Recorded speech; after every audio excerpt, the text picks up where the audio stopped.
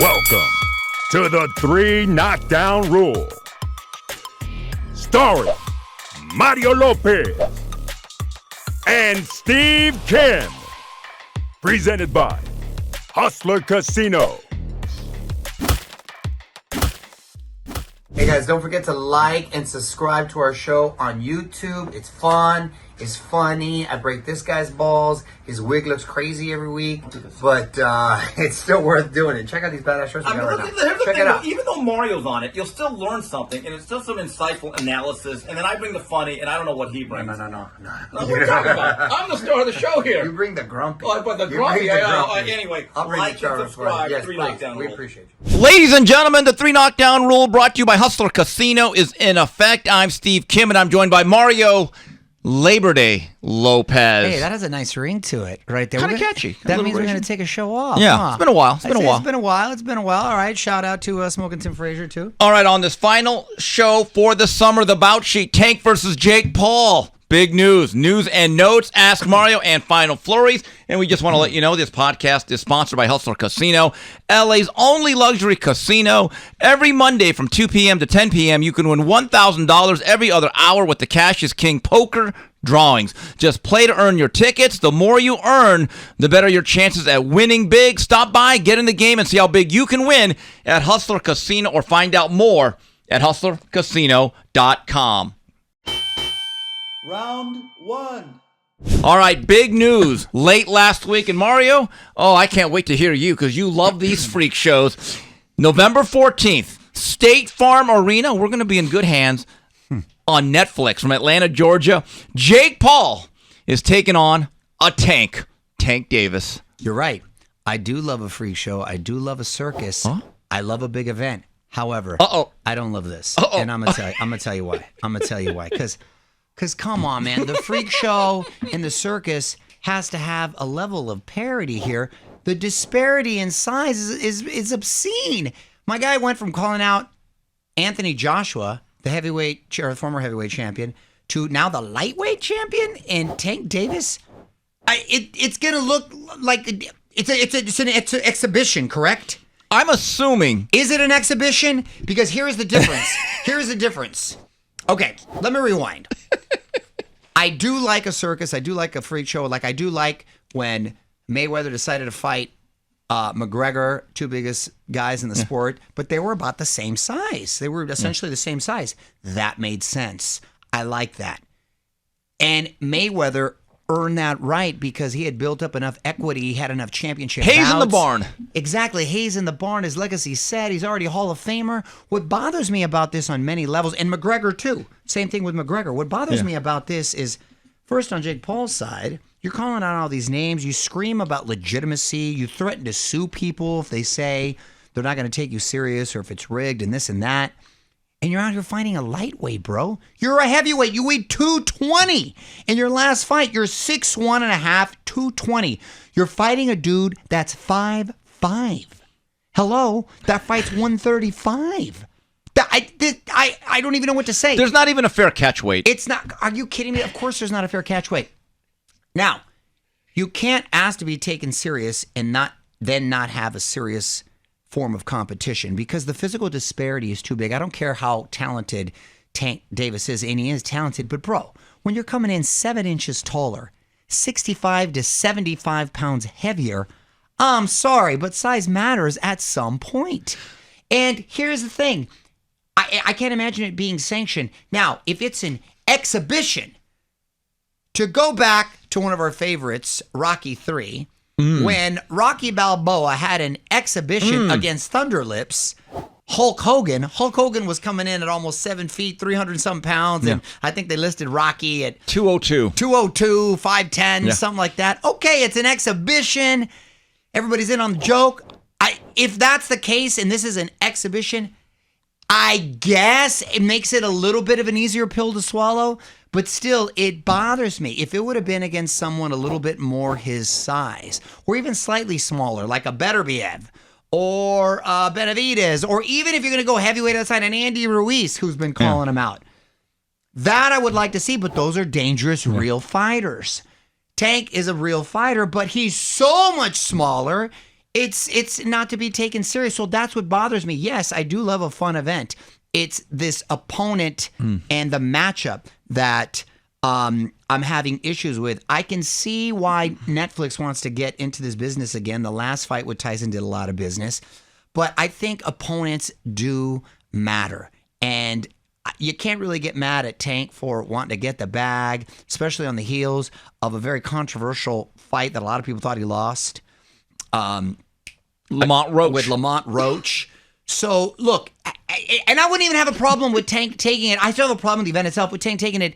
Had he fought Lamont, had he rematched Lamont and maybe fought Haney or Teofimo or Shakur, then okay. But because none of those fights happened. And may not. And now you're doing this, the whole thing bothers me. Am I alone? No. Well, Mario, for the record, Jake Paul probably walks around comfortably at 220. His last fight against Chavez, which I was at for about half of it, he came in at 199.5, just underneath the cruiserweight limit. 200 pounds, right. Fine.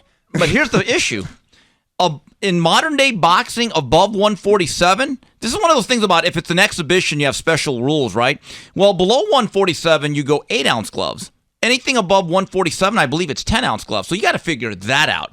And I don't want to, and I hear this a lot from people saying, well, Ali did against Inoki, a same thing. No, he did not. And I'll tell you what the difference is. Well, hay in the barn. Hay in the barn, like he I was said. coming in off the Thriller in Manila. Exactly. That was kind of a grueling fight, don't you think? It's kind of tough on the body. Of course, and they were roughly, again, the same size in two different people in the respective sport. Also, the best.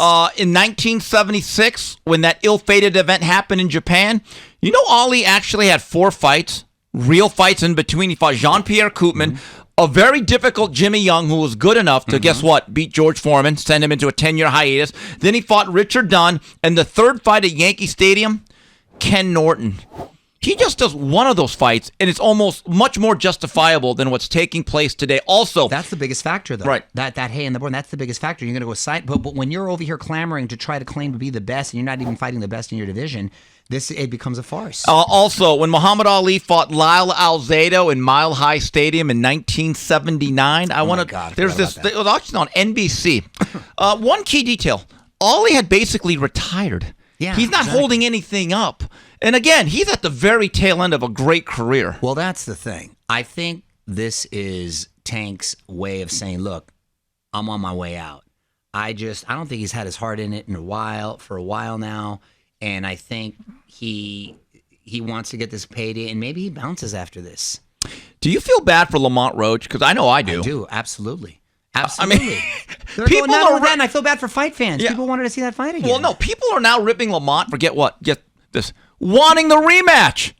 And I'm like, first of all, people are actually saying, oh, you need to get over it. Get over it. I haven't gotten over it, and I didn't take a single punch. Exactly. And Lamont Roach held up his career. I think it would have been better off if they would have told Lamont back in April, hey, Lamont, you're not getting the rematch. You move on with your career.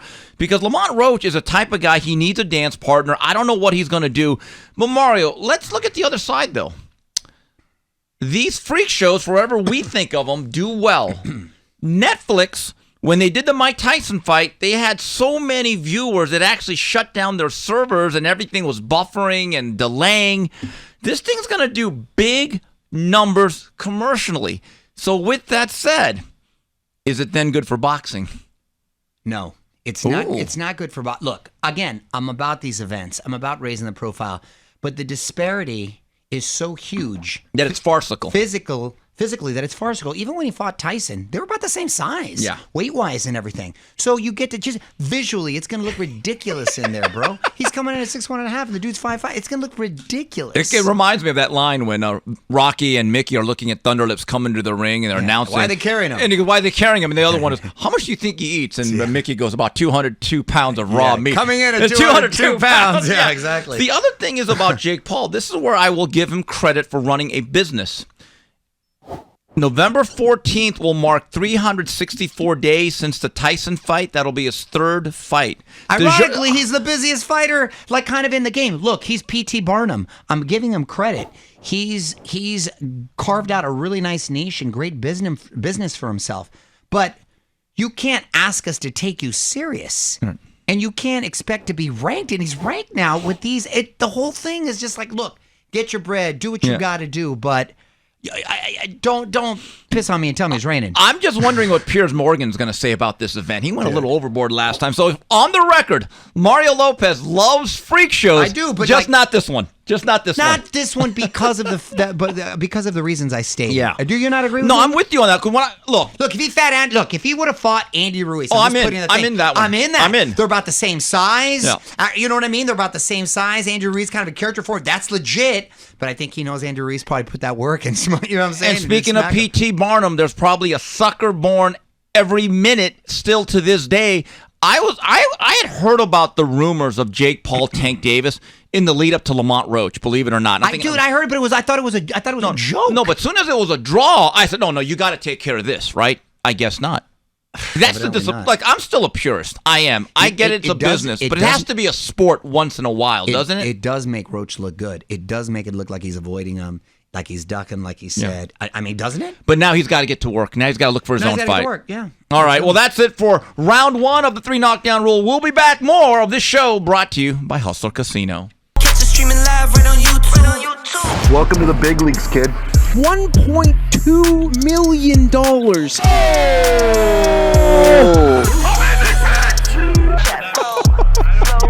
And I'm losing in this fucking game. What the fuck? There's a 400K flip. If I win by the way, you get 10 grand. Fucking straddle! For my fans. What? I read it twice! Wow. All in a call. I'm not fucking leaving! Raise it up. News and notes. All right, news and notes added to the boxing calendar. November 8th on the Zone, presented by Golden Boy Promotions, Dickey Center in Fort Worth, Texas. WBC interim 154-pound champion Vergil Ortiz takes on Erickson Lubin. Mario, solid fight. It is a solid fight. I like that Virgil's keeping busy. I hope this leads, assuming he's victorious, of course, to the inevitable showdown with Zayas. And then I'll be really happy. And if we start to have fights like that, it'll right the ship from the Paul Tank fiasco. Or Boots Ennis. Or Boots. Right, Exactly and he right. has his own tune-up fight. Which we'll get to him later. Right, interesting thing going on here at 54. Sebastian Fundura is fighting Keith Thurman. And I wrote this in my article, K9's Corner on snack.com. Mario, this is what gets me. And again, Erickson Lubin is rated number 7 by Ring Magazine. So that's the 3rd straight top 10 guy at 54. Vergil is fighting. So I'm not being overly critical. I want to give him credit because to me, Crawford's no longer at 54. It is Vergil number 1 in junior middleweight. Would you agree? Yes, okay. Absolutely. But I have a question. If Fundura is the WBC champion and Vergil's the WBC interim, I don't know. Wouldn't it make sense to not be the interim? And also, don't you think Ortiz Fundura commercially does as well as any fight at 54 currently? Love that fight. Would love to see that happen. Would actually prefer, believe it or not, to see Xander Zayas and Vergil Ooh, Pryor. really? The Yes. whole Puerto Rican-Mexican thing? Yes, I would love to see that fight Pryor and to build it up, and then I think that makes even Fundura Ortiz bigger. The problem is with Xander at 22, he's bursting out at the seams. I don't know how much longer. And That's also, why. Also, Top Rank's got to find a television deal, and I guarantee you the way they're selling it is we have Bruce Carrington, we have Abdullah Mason, and we have Xander Zayas. Well, there's rumors. There's rumors with stars in. That was just a rumor. You know how rumors get started? Started by the jealous people. people. Yeah, okay. And they Oh, get so that. you're with me on Damn, that one. I'm with you. Damn, we're old. So you're old. I'm just keeping up. Oh, shut up. And also, IBF champion Bakhram Murtalazayev, I'm beginning to think... He's in Bolivian. Perpetually. Well, the vacation's over. I'm beginning to think that Mike McCallum, Milton McCrory, Fernando Vargas, Julian Jackson, Terry North, they would all duck this guy. I have never seen a champion. Look, I get it. There's not a lot of commercial value to Bakhram. But don't you think there comes a point in time, because think about it, Erickson Lubin was the mandatory. Now, I'm not ripping Lubin because I'd probably make the same decision. Do I want to face Vergil for more money on a bigger stage than Bakhram? The answer's obvious. Look, if you're not going to do Zayas and Ortiz, then I'd love to see the winner of Lubin Ortiz and Fundura Thurman fight each other, and then Zayas fight Murtalazayev. Right, and then also Boots is in the mix. Now, Boots. Then Boots gets in the mix. Now, correct. Boots, we still love you. The 3 Knockdown Rule is a pro Boots show, but this is the last of the Econo-lubes. No more tune-ups. He's starting to take some heat from former fans. They're calling him sandals, slippers, slides. Listen, God. I don't even know how much longer he can be at that weight class. That recent pick of him and Canelo Yeah. when he went down there Ooh. to spar. He looked bigger than Canelo. He really did. Did he not? Yes, I don't he know did. how he makes himself down there. What are your thoughts on that? by the way? Well, we'll talk about that in a Okay, little we'll bit. get All to right. that in a second.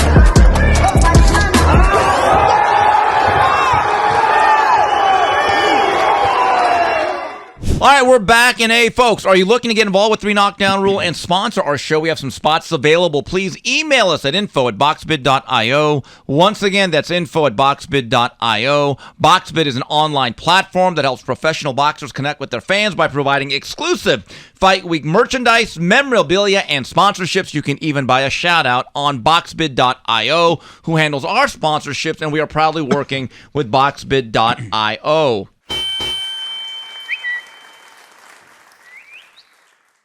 Moving on to the Ask Mario segment of the show from Earthwheel 1990. Is the upset knockout of Donald Curry the one-punch KO of Gianfranco Rossi in Italy, followed by mostly stoppage wins over the highly ranked at time Ortiz, Shuford, Bumpus, Hatcher, and Blocker, as well as an undefeated run, enough for the long unbeaten run, Hall of Fame consideration worthy for Lloyd Hunnigan, the Atomic Man. He reminds me a lot of Vernon Forrest. He had that one shining moment twice against Shane Mosley, but then he got knocked out against Mayorga. Now, Hunnigan, I think, has a strong case because, as you listed, Earthwheel, a lot of solid victories. And when he beat Donald Curry, Curry was considered number one pound for pound in the world. In fact, I think it's the first elite. fight Showtime ever did. Yeah. September of 1986. I think I was in graduate school in college. Shut up, Mario. Anyway, but I do think there's a case, but a lot of these things are so political, and unfortunately, they become a popularity contest. He fought, I think, into the mid-90s, and if there's not buzz back then, I don't know if there's going to be a lot of buzz in 2025. Juan Valverde asked, what do you value more, guys, when talking all-time greatness? Dominating a division and breaking the defense record, or jumping multiple weight classes? What do you think is tougher? I think it sort of depends. Like, if you look at a career like Marvin Hagler, who stayed at middleweight this whole time, how could you not be impressed by that? But then if you look at like a Pacquiao, who just seemed to ascend to how many weight classes? 8. Was it? 8 weight. That's unbelievable. And at least 3 or 4, he was like the linear recognized champion. That's Henry Armstrong stuff. So that's like unicorn stuff. I think you got to kind of lean towards that. But then there's something to be said for dominance again, like a Hagler or a Triple G. For all those years. It's apples and oranges, right? Quality of opponent still matters. It really does.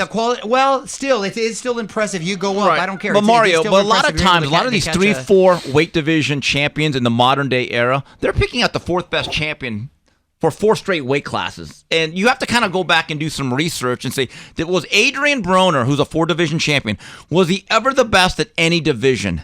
Maybe 35, because he did beat Antonio DeMarco. Yes, all right, now you look at Rolly Romero. I think he's a 2 or 3 weight division champion. Is he? Yes, he is. Yes, he is. So I'm just saying, you have to kind of like really examine who are you beating for the title, and then who are you defending against. Well, there are a lot of factors too. How long, how many fights, all those things are taken into But account. there is something to be said about guys like Michael Spinks, who was basically a light heavyweight for 90% of his career, dominating, cleaning out that division. Marvin Hagler, absolutely. And look, if Duran never would have moved up from 35, he's still an all-time great. But the fact he went all the way up to 160 just elevates him into like Mount Rushmore-hood. Well, 160, Iran Barkley. And then he had some other fights against Pazienza where I thought he won the first fight, to be honest with you. But it's unbelievable that he ascended on that. And he fought in 5 different decades. That's amazing. That'll never be broken. Never happen again. And he was undisputed as a lightweight. And he... first guy to beat Ray Leonard. I mean, my God. In his prime. And that was jumping up 2 weight classes. Yes. Yeah. Here's one from Stogie Hoagie. With all the talk about pound-for-pound fighters surrounding Crawford and Inoue, Does Bam Rodriguez get overlooked? He had some special performances as a young kid schooling and stopping Rungvisai, Estrada, Cuadras, and Edwards, who are established veterans. Should he be top 3 pound for pound? You just mentioned quality of opponent. You can't get a more impressive resume than that kid. I think he's definitely in the conversation. He's in the Mount Rushmore outside of Usyk, who is the clear number 1. Right. Then everybody else, I think, those guys. Well, we've said he's in that top 4 or 5 that has kind of roped off with the velvet rope. Hey, we're in a class by ourselves. This is club pound for pound. The rest of you guys got to wait. It's in a way, Usyk, Crawford, him, and I guess Bivol better BF. He's look. We have always given Bam credit, and you said Steve. Who's the fighter in the next 5 to 10 years? I never said Steve, but go on. Yeah, okay. Well, I believe this. If you were to say, give me a fighter in the next 5 to 10 years that'll be in the top 3 pound for pound for the duration of time that you spoke about, it would be Bam. He's right in the wheelhouse, mid-20s, and he's going through another unification bout in November against Puma Martinez. That's going to be a real fight. It's Gabe with an exclamation point. Come on, Vergil bashing Kim and Chula Vista abandoner Mario. I would really like to hear your take on bringing in retired fighters as judges to replace some of the horrible judges we currently have. They know boxing better than any of these old myopic cronies. Thoughts?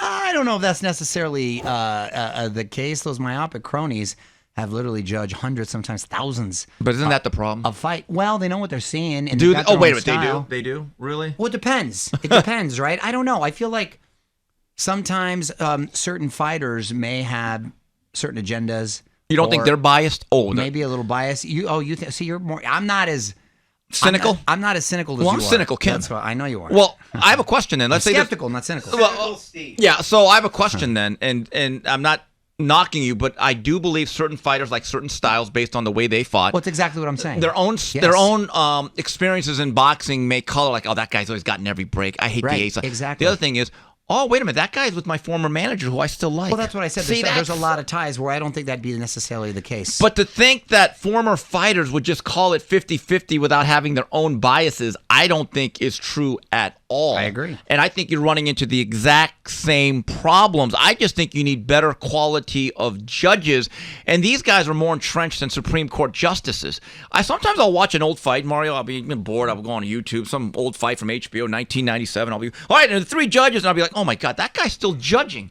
And in the picture that they have, they look old then. Yeah. And I'm like, my God, this is like Clarence Thomas. Yeah, right. Seriously. Here's one from Explosive Hydra 7. Hey, Kim, please ask that Christmas heartbreaker Mario. What are your thoughts on Canelo bringing in boots to camp for sparring? Well, we alluded to this earlier. First of all, again, my guy looked huge. He looked bigger than Canelo. So smart. The switch hitting, obviously really talented, young, younger than Crawford. And I think Canelo's taking this fight very seriously, and he's going to be very, very well prepared. And again, I still like him in this fight. I think Crawford's looking good in there, but at the end of the day, I think that extra weight's going to slow him down just a little bit. He won't be as fleet as foot. Who knows how fast those hands will be. And I like it with boots. Your boy Bradley thought he might be infiltrating. Oh my God! And I was like, Tim. Okay, now he's Tim Conspiracy Bradley out there. Yeah, hey Oliver Stone, come on, bro, we love you. Tim, I love you, but come on, man. I mean, the other thing is, that was funny. There are people that are upset at Boots making this a cultural issue. Wow, come on. And Boots and Crawford, they're not exactly simpatico. Well, they don't like each other. I'm sure Boots wanted the experience, and I'm sure it was taken care of as well. You could not ask for a better look if you're Canelo than that guy. Great. Athletic, light on his feet, fluid. And you got to get southpaws. The toughest thing, and I've talked to managers and trainers about this, preparing for southpaws, they're like, oh, great, now we got to find 4 southpaws to bring into camp.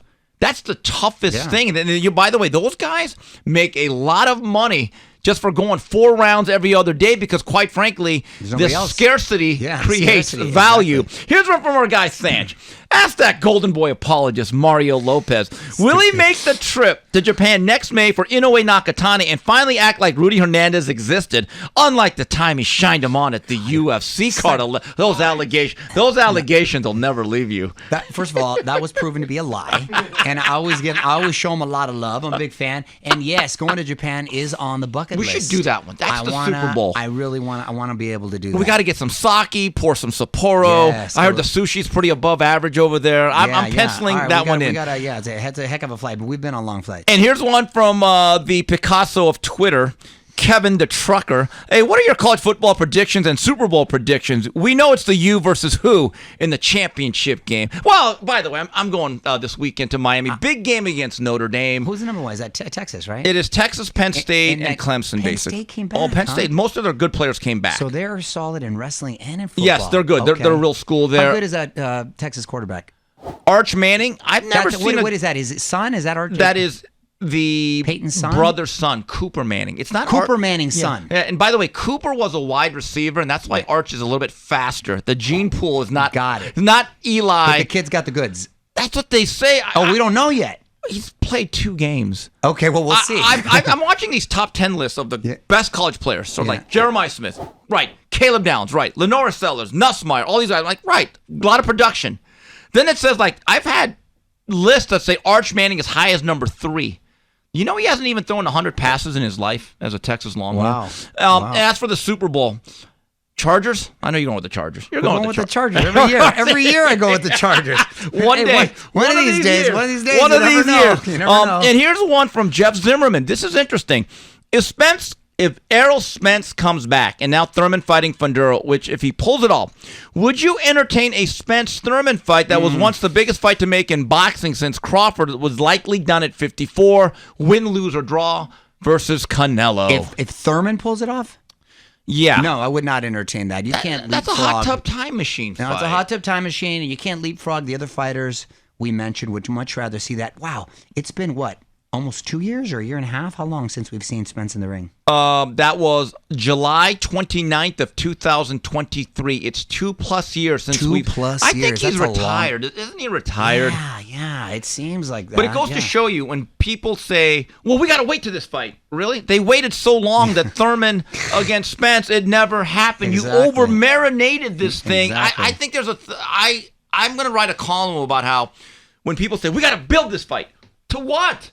What are you really building that to? Then we don't. And by that theory, then we don't have to wait for a Tama Usyk. I say, let's have it. Well, you're not actually wrong about that because I'm going to write an article saying it's different when Angelo Dundee said in '79 about Leonard and Hearn. Whoa, let's let it cook. You know what the difference is? They were busy. Each guy in that 3-year stretch from '79 to '81, they fought a combined about 36 to 38 times. That's unbelievable. And most of those fights were on CBS, ABC, NBC. That's a full career now. Right.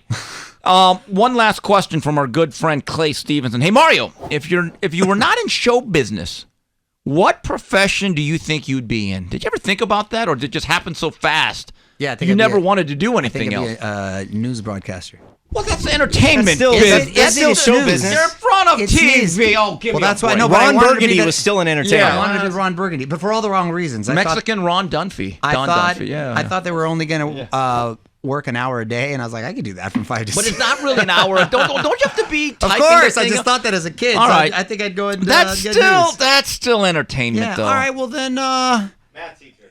No.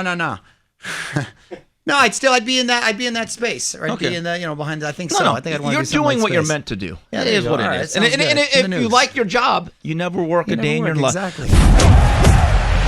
Champions are not born. They're forged. Every challenge is an opportunity. Every setback, a lesson. But this is not just about winning. This is about turning the ordinary into the extraordinary and becoming undisputed. Available now. Final flurries. Moving on to Final Flurries, I wanted to mention this. I saw this on Twitter, and a guy that I know, me and you, he used to like us, and we used to really respect and like him, but he'd horrify us half the time. Happy birthday to one of my favorite fighters of all time, celebrating his 57th on August 24th, James Lights Out Tony. I love me some fighter's James. fighter, man. Fighter's fighter. If he would have had Bernard Hopkins' discipline and work ethic, Oh, my God. forget about it. The most naturally born fighter, gifted, I think I've ever seen. That dude was bad. He used to say it, you guys are taught to fight, I'm born to fight. Exactly. And he was so cool and gracious with his time. I sparred with him a bunch. and learned a lot from him. He caught me some good body shots, knocked the wind out of me. And he get your Kotex. I'm about to make you bleed, Lopez. And so he'd say lines like that. And he was the best, man. He was the best. Throwback and one of the greats. You know what I loved about him? Greats. I remember watching him on ESPN. It was one of his last fights before he fought for the title. He's on ESPN. He's with Top Rank. He fights Murky Sosa, one of the all-time tough he says guys. One of the guys that can hit the hardest. And I was like, wow, okay, he's good. He was number 1 in the IBF. And you know what he had to do? Without hesitation, he did it. They said, oh, not only are you fighting Michael Nunn, we're going to Michael Nunn's hometown of Davenport, Iowa. And it was none of this hemming and hawing. Oh, well, maybe we'll wait. He said, okay, I'll do it. And he knocks him out. The one thing that I respect about James Toney more than any fighter since that point, and by the way, he was my favorite fighter post-Hagler. It was a natural progression because I love the middleweights. Mm-hmm. From 91 to 94, he's the last American fighter, Mario, to actually do non-title fights. Yeah. So he'd fight on Fighter of the Year, too. Right. So he'd fight on HBO for probably 7 figures. 4 weeks later, he'd be on ESPN or USA for like 150. That's a real fighter. Yeah, and I remember talking to him about 3 years ago during the pandemic. We're at Blue Moon Boxing, and he said, Steve, I used to tell Todd the Buff one thing. Todd, I'll do those fights. Just get me 6 figures, I'll show up. And that's it. He goes, and he says, I wish I would have done it more. Wow, and he was busy. Right, and the career in reinvention, because he had a stretch where he wasn't really active, he put on some weight, but that fight against Vasily Zhirov, 2003, fight of the year, then he goes up to heavyweight. What a ballsy guy, and I don't know. Against a big, strong Sam Peter. And I thought he won the first fight. So did I. By the I was way, there in L.A. Now, when you were in San Diego in the early 90s, did you ever listen to Jim Rome? Yeah, of course. Okay, his interviews with James Toney were some of the most profane, funniest, because he would just cuss. And Jim Rome, hey, and like, so the one time when ESPN2 first started, Rome had a show called Rome is Burning, and they'd bring James Toney in studio. And they had the idea one time, let's have callers talk to James. So one guy says, hey, James, hey, I just want to say one thing. You're no Vergil Hill. We're from Bismarck, North Dakota. And James just looks up and he goes, man, fuck Bismarck. He's the best, man. Hey, he was great as Joe Frazier in the movie Ali. There's no doubt. James's voice sounds like what you think Mike Tyson should sound like. He talks like this, and he looks the part. In his younger days, if boxing had a Piper's Pit, he would have been Roddy Piper because he had no respect for anybody. No. But every once in a while, he liked the guy, and so that was the great part. But happy birthday to James Lights Out Toney. Yeah. Mario, what's going on? We have reports of a fake Bieber. So this was about a week ago.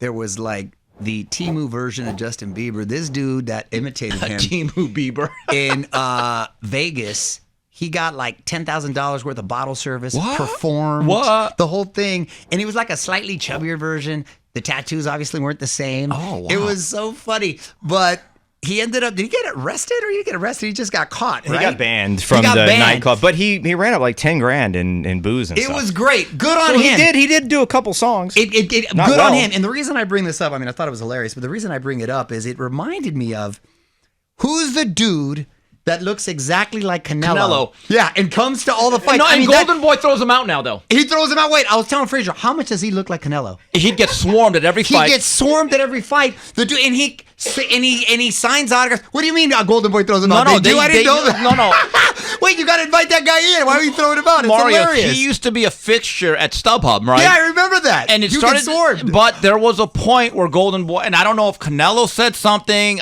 but they'd see him. It's after Steve Kim accidentally interviewed him twice. They acted like he was the Unabomber. And I'm like, well, wait a minute. When is it a crime to look like Canelo? Well, he would lean into it and he would embrace it. But so what? I thought it was hilarious. What's wrong with that? I know why. All that kind of bums me out that they kicked him out. Why you kick the guy out? He's not doing anything. When Oscar and Eric are in studio again, we got to ask him that's going to be the first question we ask them. Dude, but it reminded me.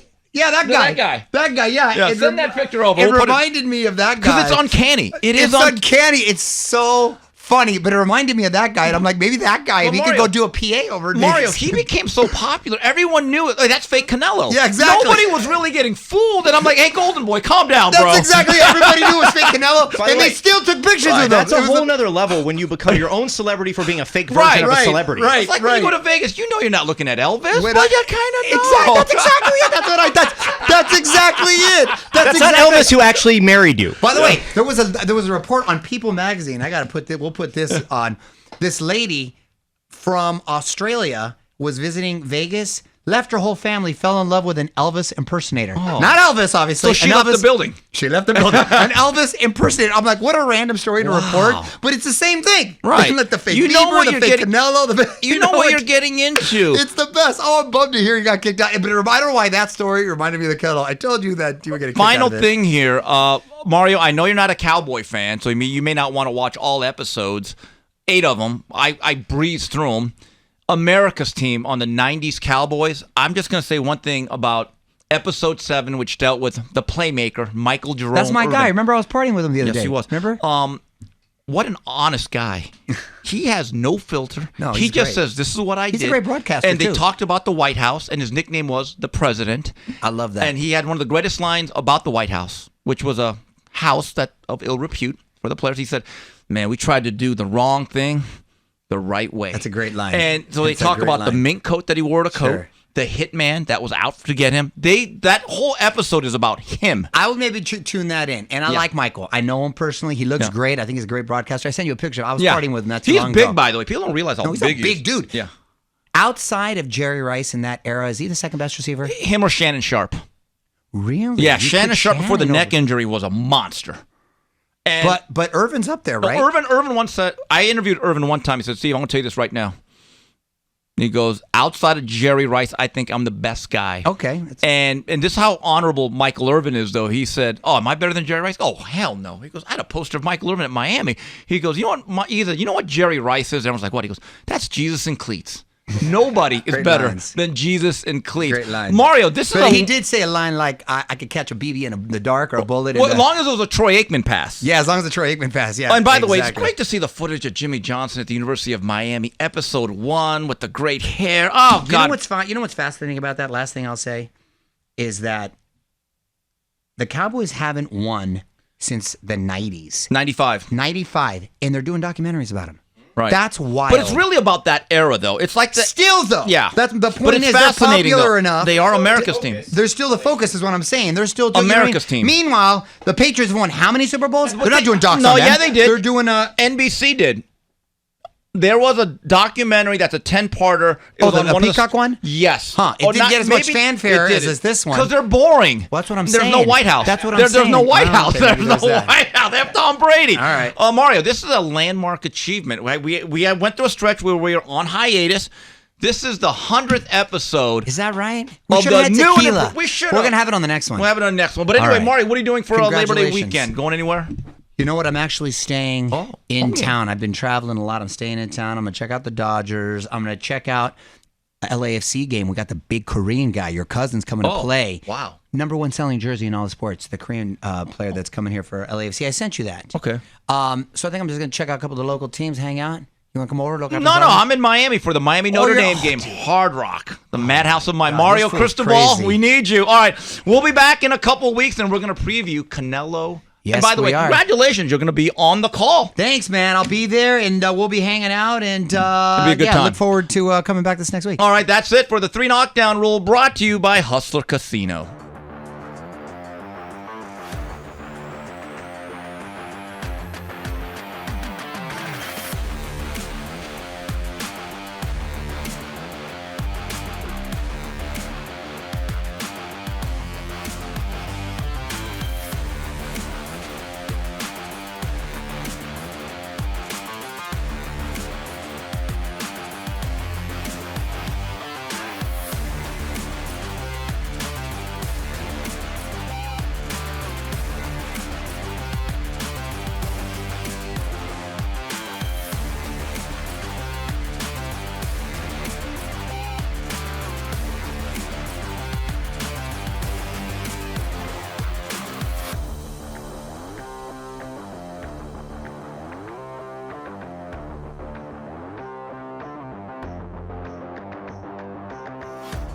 Hey guys, don't forget to like and subscribe to our show on YouTube. It's fun. It's funny. I break this guy's balls. His wig looks crazy every week, but it's still worth doing it. Check out these badass shirts we I mean, got right look, now. here's the Check thing, it out. Even though Mario's on it, you'll still learn something, and it's still some insightful analysis. And then I bring the funny, and I don't know what he brings. No. What are you talking about? I'm the star of the show here. You bring the grumpy. Oh, but the You grumpy. bring the grumpy. Anyway, I'll bring like the and subscribe. Yes, 3 please. Knockdown We Rule. appreciate you.